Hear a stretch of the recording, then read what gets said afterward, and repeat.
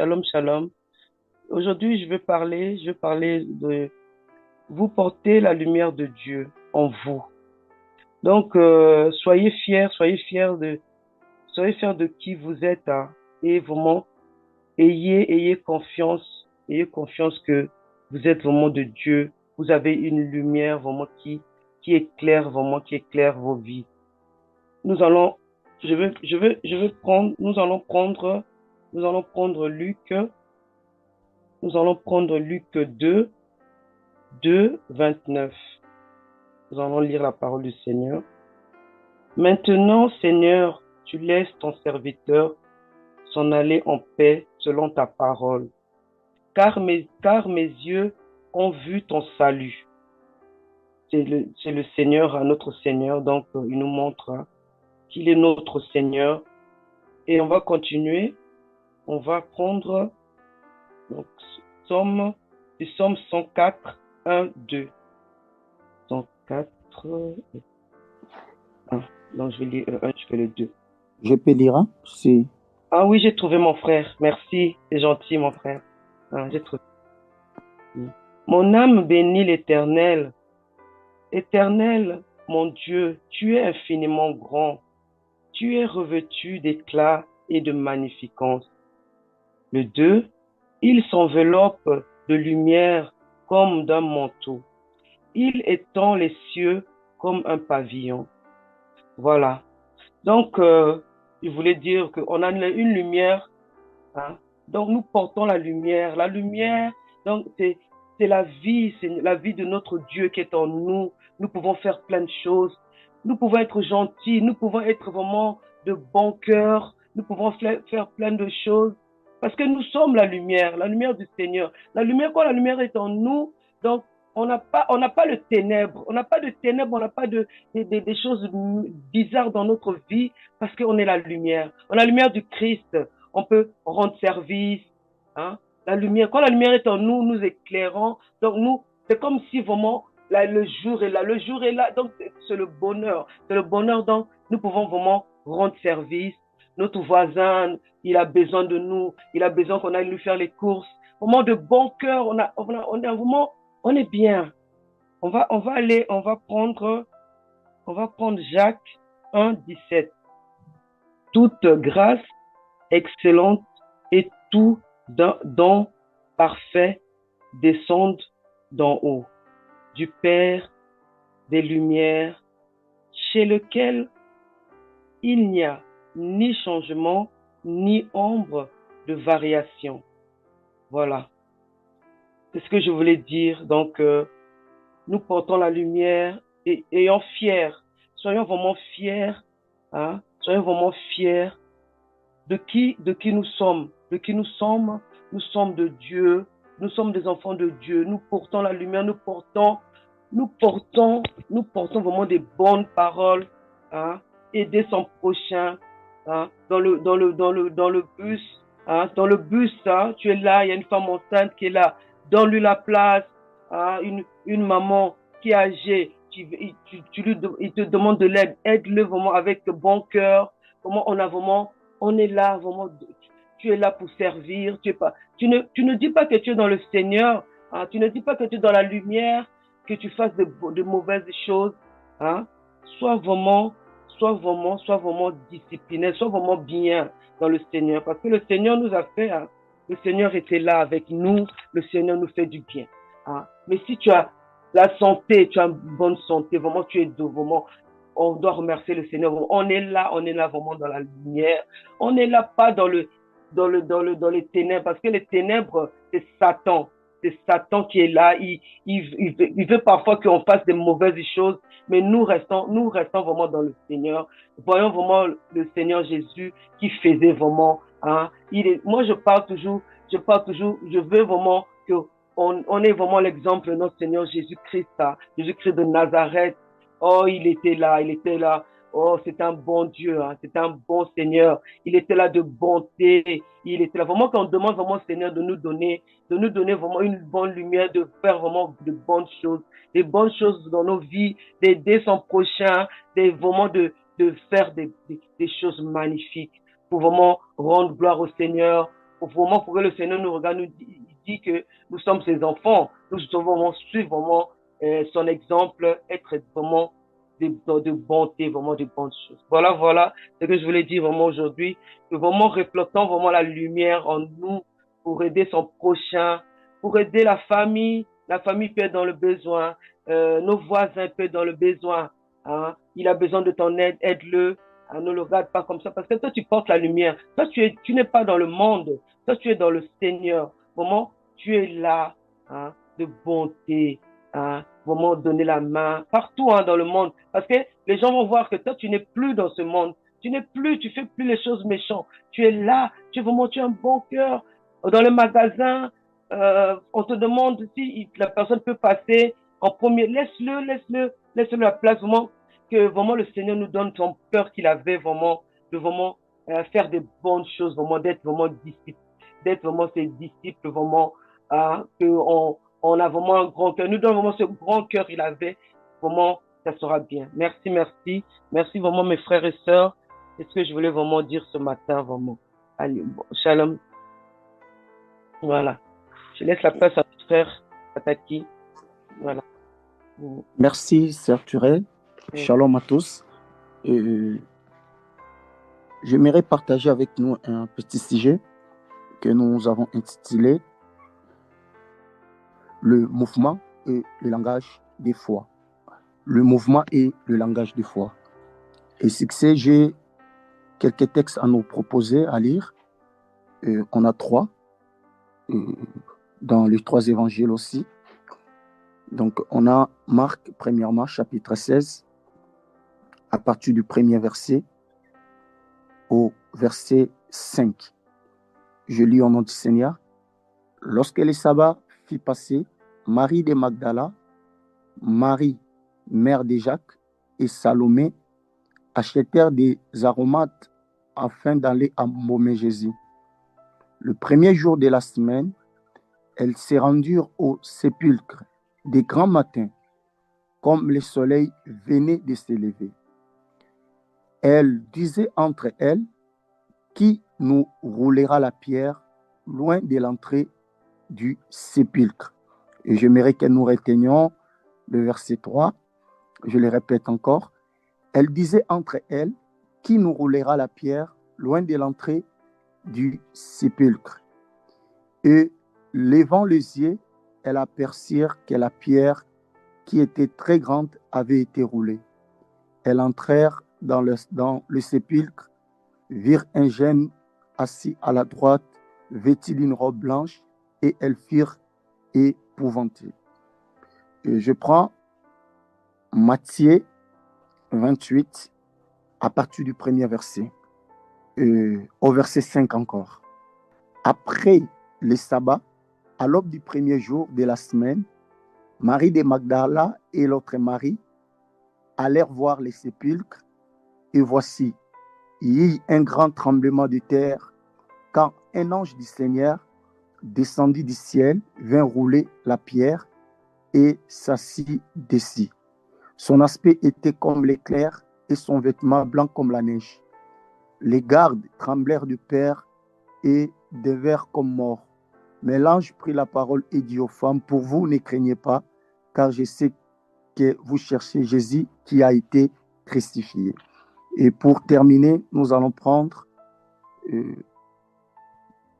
Jean chapitre 17, le verset dans le verset 11. Jean 17, le verset 11. Je ne suis plus dans le monde et ils sont dans le monde. Je vais à toi, Père Saint, garde en ton nom ce que tu m'as donné, afin qu'ils soient un comme nous. Et comme je disais, que nous sommes en train de partager sur un sujet intitulé Le langage et le mouvement des foi. Je crois qu'il est très important, étant enfant de Dieu, parce que la Bible nous dit déjà dans Hébreux que sans la foi, personne n'est agréable à l'Éternel. Donc nous devons, même lorsqu'on s'approche devant Dieu, la Bible nous recommande de nous approcher devant Dieu avec foi. Nous devons croire en ce Dieu. Et donc ici, dans tous ces 3 textes que je nous ai proposés, vous allez voir, la foi est en train de trôner dans tous ces passages que nous venons de lire. Parce que je partage avec nous ces messages. C'est important lorsque nous désirons avancer, progresser dans la vie. On aura besoin, surtout étant enfant de Dieu, on a besoin de cet élément qui est la foi. Même notre Dieu, depuis le commencement, il a démontré la foi. Parce qu'il parlait, il a utilisé le langage de foi. Parce qu'il a appelé à l'existence les choses qui n'existaient pas, selon la définition qui nous a été donnée dans Hébreux chapitre 11. La Bible dit que la foi est une ferme assurance de choses qu'on espère et une démonstration de celles qu'on ne voit pas. Donc, lorsque nous tournons ou nous retournons au commencement dans le livre de Genèse, on voit clairement la démonstration de ce qui est dit dans le livre des Hébreux. Donc, notre Dieu a commencé à appeler à l'existence les choses qui n'existaient pas. Donc, la foi, c'est l'élément important. Même notre Dieu, c'est un Dieu qui a parlé, il a déclaré avec foi. Donc, il a libéré les paroles de foi. Donc, étant aussi ses enfants, comme la sœur venait de nous parler, lui, il est le Père de la lumière. Nous sommes aussi ses enfants, nous sommes censés être la lumière. C'est pareil aussi, notre Dieu, c'est un Dieu qui est donc même les consommateurs de notre foi. Donc, il aime voir ses enfants manifester la foi. Dans les évangiles que nous venons de lire, on nous parle de l'histoire. Je vais commencer d'abord avec Marc et Matthieu, et puis je vais finir avec Jean. On nous parle de l'histoire des femmes qui, après la mort et l'ensevelissement de Christ, elles désiraient aller embaumer le corps de Christ. Elles ont acheté les aromates, ainsi de suite, pour aller embaumer Jésus. Ce que j'aime dans l'évangile de Marc, on parle de quelque chose. Les femmes, pendant qu'elles marchaient, parce que je parle des mouvements de foi et langage de foi, elles marchaient, mais elles se lamentaient aux profondeurs d'eux. Donc, elles se demandaient à eux qui ôtera la pierre, parce que là où on avait déposé les corps de Jésus, il y avait une grosse pierre qu'on avait mis à l'entrée, bien aimé, de ces sépulcres. Les femmes se posaient, parce qu'étant femmes, elles sont d'abord faibles. Elles ne pourraient pas soulever la pierre, bien aimé, qui était placée devant le tombeau de Jésus. Elles se demandaient entre eux, qui ôtera la pierre devant nous? Mais ce que j'aime, ils ne se sont pas arrêtés là à se poser des questions. Et l'obstacle qui était la pierre ne l'a même pas empêché, bien aimé, de continuer à marcher. Parce que je parle de mouvement de foi et de langage de foi.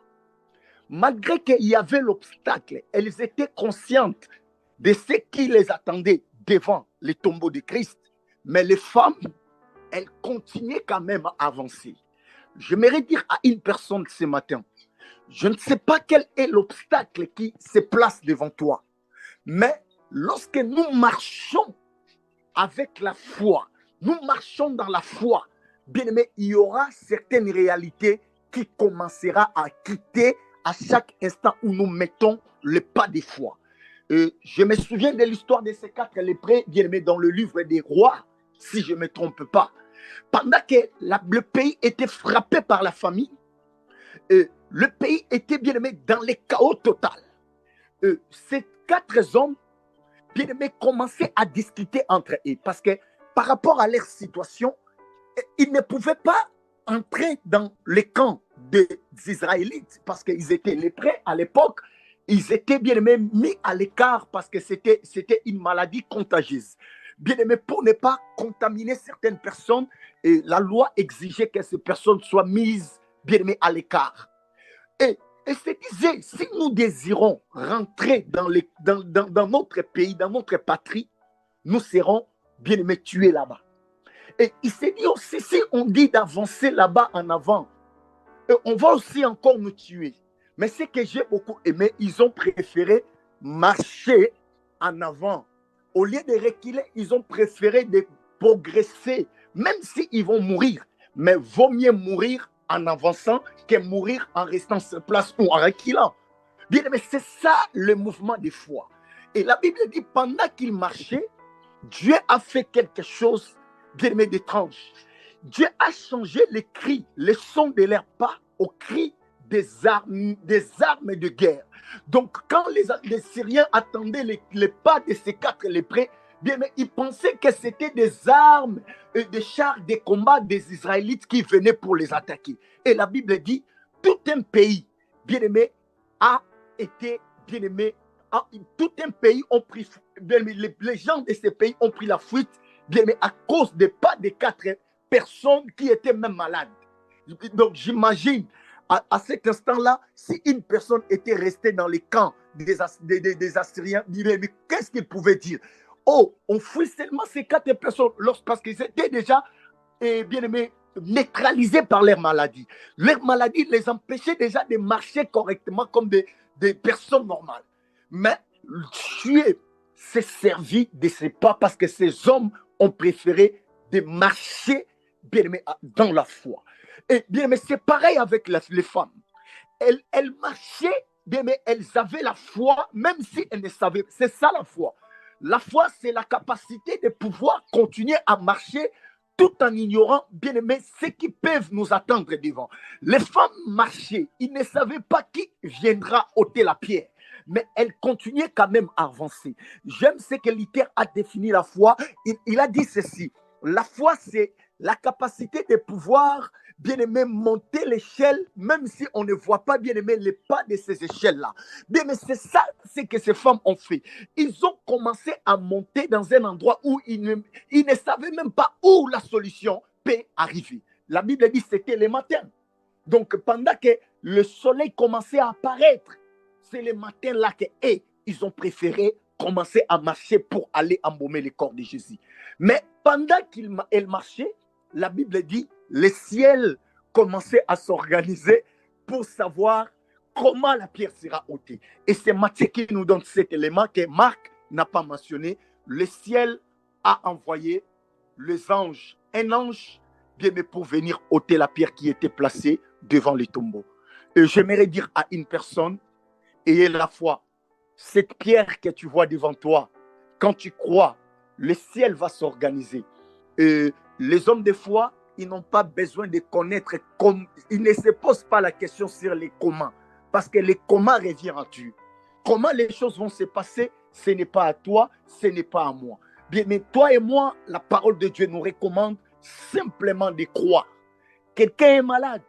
Comment il sera guéri? Le comment, ce n'est pas moi. Le comment, ce n'est pas toi. Nous, notre devoir ou notre responsabilité, c'est de croire. Bien, mais si nous croyons en l'Éternel, Dieu est capable de réaliser des grandes choses dans notre destinée. Et pour aller terminer, chuter, regardez ce que Christ est en train de parler dans sa prière sacerdotale, dans Matthieu chapitre et dans Jean chapitre 17. Le verset 11 que nous venons de lire. Et la Bible dit, Jésus est en train de parler, il fait cette prière à son Père. Il dit, Père, je te rends gloire. Il dit clairement, moi, je ne suis plus dans ce monde, mais eux, ils sont dans ce monde. Et je me pose des questions. En ce moment-là, géographiquement, Jésus était ensemble avec ses disciples. Mais comment? Parce que je parle des langages de foi et les mouvements de foi. Donc là, il n'est même pas trahi par Judas. Il n'est même pas entre les mains de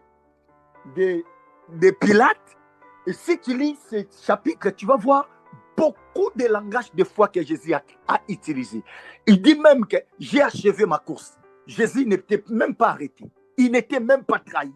Il n'était même pas à la croix. Parce qu'à la croix, s'il dit, on peut comprendre. Même à la croix, ce n'était pas, quand il criait même tout est accompli, il n'avait même pas encore accompli parce qu'il devait être ressuscité pour accomplir. Mais Jésus, il a utilisé le langage de foi. C'est ça un homme de foi. Donc, il commençait déjà à achever sa course avant même qu'il soit crucifié. Voilà pourquoi Jésus, même avant même que les gens puissent venir l'arrêter, c'est Jésus qui les a dévancés au jardin. C'est Jésus qui est allé en avant. Bien, mais lorsqu'ils viennent, ils trouvent déjà Jésus était là. Pourquoi? Parce que Jésus était un homme. Un homme de foi, il peut dévancer, bien aimé, sa génération, bien aimé, par rapport au temps. Bien aimé, utilisons les langages de foi. Un enfant de Dieu, sa bouche, c'est une bouche qui doit à chaque instant confesser, bien aimé, avec foi, bien aimé, la puissance de l'Éternel. Parce que notre Dieu, il est capable d'honorer, parce que Dieu honore toujours les hommes de foi. Et regarde, il y a un principe spirituel. Même les païens, même lorsque vous regardez parmi les hommes qui ont étonné Jésus, c'était beaucoup plus des païens. La qualité de leur foi, bien aimé, étonner Jésus. C'est-à-dire que même si, là, je sais que ça peut choquer, mais même si tu es païen, si tu crois en Jésus, Dieu peut t'honorer plus que ceux-là qui ont crié à lui. Parce que Jésus était, bien aimé, étonné. La Bible dit que la femme là, cananéenne, lorsqu'elle était venue, elle s'est approchée de Jésus. Jésus a dit que la nourriture des enfants, on ne peut pas donner aux chiens. Elle est allée plus loin, elle a dit, les chiens mangent même les miettes qui tombent de la table de leur maître.